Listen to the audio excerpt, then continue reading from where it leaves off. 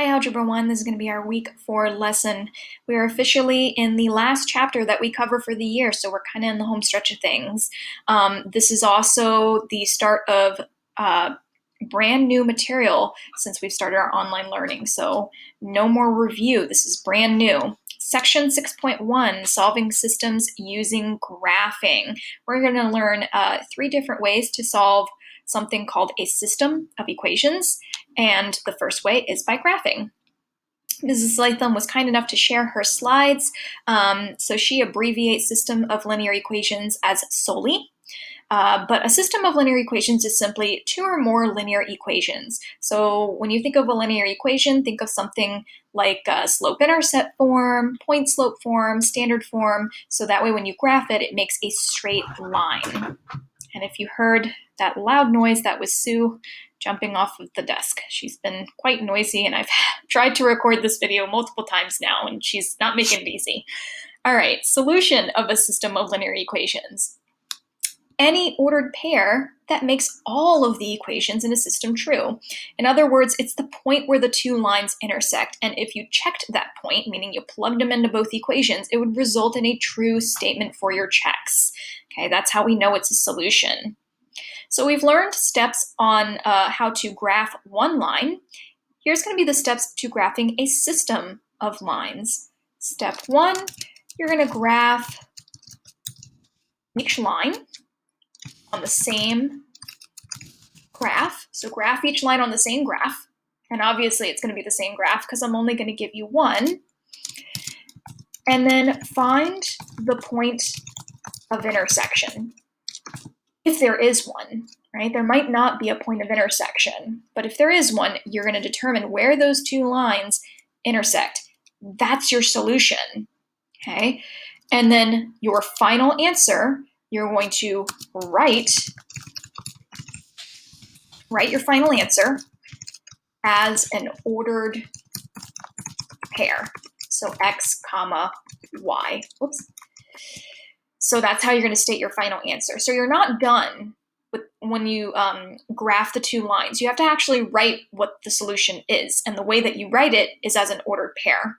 Okay, so you're actually going to need this slide for something that you fill out for the online learning slides. Okay, so you need this video. You need these notes. All right, so graphing. There's going to be 3 types of solutions that you could get when solving a system. If you have 2 equations and the slopes are completely different, those 2 lines are going to intersect in one and only one location. That one location, that ordered pair, is your one solution, and there is only one solution for a system that meets these criteria. If you graph both of the lines and they end up being the exact same line, same slope, same y-intercept, it's going to look like there's only one line at the end of it because both of the lines are going to end up overlapping. We call this infinitely many solutions, abbreviated usually as IMS, okay? And the reason why there's infinitely many solutions is because there's an infinite number of ordered pairs where they intersect because they intersect everywhere.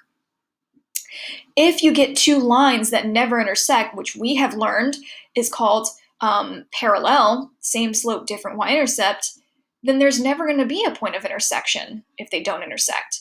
When this happens, we say there's no solution. Okay, so 3 types of answers that we could get, and also don't forget there's 3 types of equations: slope-intercept, point-slope, and standard form. It is highly suggested that if you see an equation in standard form, to convert it to slope-intercept form. I know we've learned how to graph it in other methods, but it's just going to be easier if you convert it to slope-intercept form. Fortunately for number 1, both of them are already in slope-intercept form. So I've color-coded things for you. In your online learning slides, you're going to be able to click and drag these lines. You'll be able to click and type your answer where it says final answer. So I'm going to do the purple equation with the purple line, and it's going to be a little weird to graph it electronically, not on paper, so I'm going to show you the easiest way to do this. You're going to start at the y-intercept. That's how we graph in slope-intercept form. So what I'm going to do is I'm going to drag this line, and I'm going to line up the tip of one of my arrows to a y-intercept at +2. Then I'm going to look at the slope to plot more lines. Okay, if you don't remember how to do this, you may want to go back to some of your Chapter 5 notes where we learned how to graph in all three forms. The slope is the number touching the x. Well, if I don't see anything, it's understood to be 1. And as is usual when graphing, the slope is best written out as a fraction because that tells me my rise and it tells me my run. It's a positive slope, puff, puff, positive, meaning that when I'm done graphing this line, it should be rising like this. The way my cursor is hovering should be rising like that. So the way that you're going to use the slope to plot more points, you're going to click on the other arrow. See where the circle is? If I click that, I can drag this and move it around. So I'm going to click that little circle and I'm going to move it in such a way that the slope tells me to move. Slope tells me to rise 1 and go to the right 1. Rise 1, go to the right 1. And I'm going to keep repeating this pattern for as far as this tip will extend. You want to really maximize the space of your graph here because we're trying to find the point of intersection for these two lines. And I don't know where that's going to be. It could be over here. It could be right here. It could be somewhere down here. So I'm actually going to take the arrow, which was plotted at my y-intercept, and reverse both of the directions for my slope. So instead of going up and right, I'm going to go down and left. Down and left 1. Down and left. All the way as far as I can extend. Once that line is extended as far as it possibly can be extended, you're done with that graph. I'm going to do the same thing for the blue equation. Again, if your slope is an integer, it's a good idea to rewrite it so that it is a fraction. So this tells me that my rise is 3 and my run is 1. So I'm going to take this arrow and I'm going to line up the rightmost tip with the y-intercept, which is down at -2. So here it is, down at -2. And I'm going to take the other tip and move it the way the slope tells me to move. It tells me to rise 3, run 1. Rise 3, run 1. Rise 3, run 1. I'm going to do it again with the other side. Reverse both directions. Down 3, left 1. And I can't go down 3 again, so I'm just going to stop my line there. Now, look at our graph. Look at where the two lines intersect. That is our solution. And that's what we're going to write as our final answer. And we write it as an ordered pair. The x value of these two lines, or excuse me, of this ordered pair is 2. The y value of this ordered pair is 4. There's my final answer. Okay, so that's done. This is completely done. You need to make sure that you do this part and you write your answer as an ordered pair. You're not finished just because you did the graph for both lines. You have to actually state what your final answer is. Okay. Now, one other thing that I'm going to have you do for one problem, one slide in your online learning slides is I'm going to have you do a check. Now remember, back in slide 2, we were told that we know it's a solution if the ordered pair, where they intersect, works out as true for both equations. In other words, if you do a check for that ordered pair, it should work out as true for all the equations in the system. So I'm actually going to take that previous system that we were working with. So it's the same system, y equals x plus 2, y equals 3x minus 2. Okay, same thing. And I'm going to take this solution 2, 4, and I'm going to write it here. Our answer was 2, 4. And I want to do a check. And notice I have 2 boxes for that. I have to do a check for the purple equation, and I also have to check this ordered pair in the blue. And if it's a solution, it'll work out for both of them. So all I'm going to do is replace the y and the x with the y and the x from the ordered pair. So instead of y equals, it's going to be 4 equals. And instead of x plus 2, it's going to be 2 plus 2. So all I did is I replaced the y and the x. And then you simply evaluate.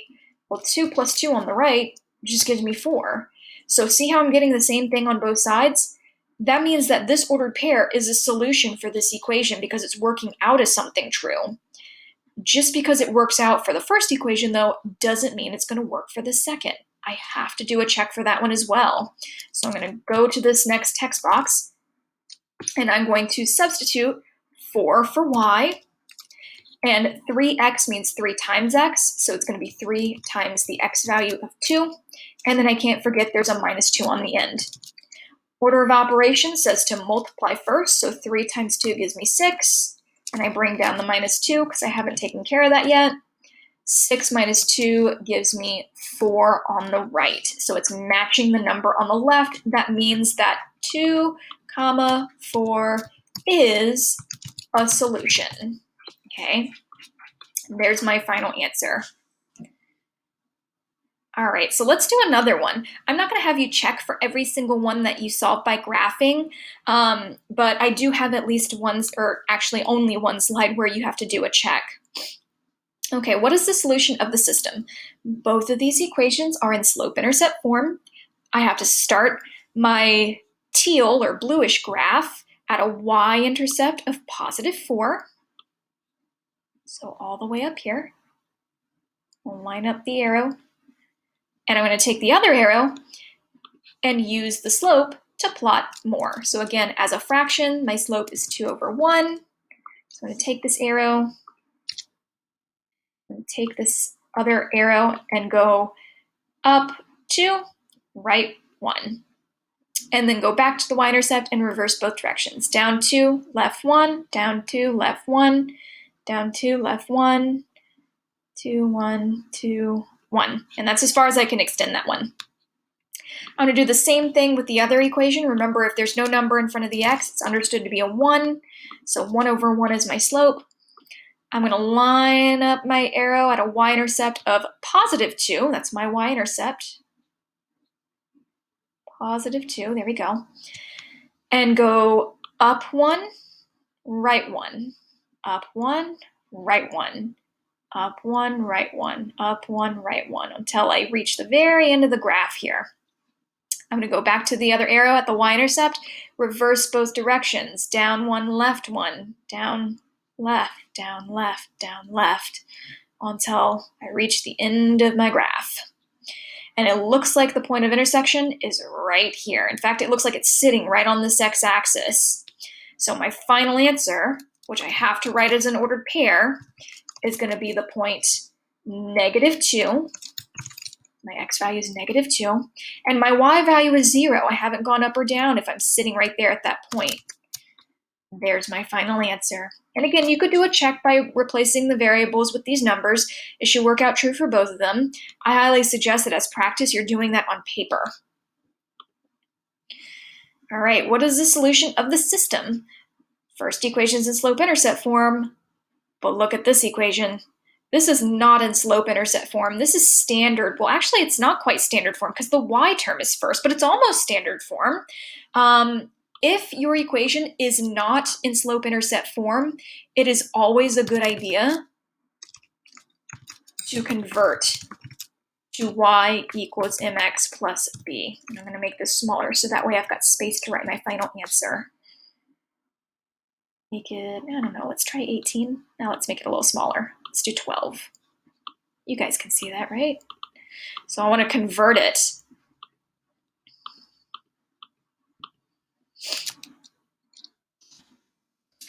So in order to convert this equation into slope-intercept form, I need to get the y alone.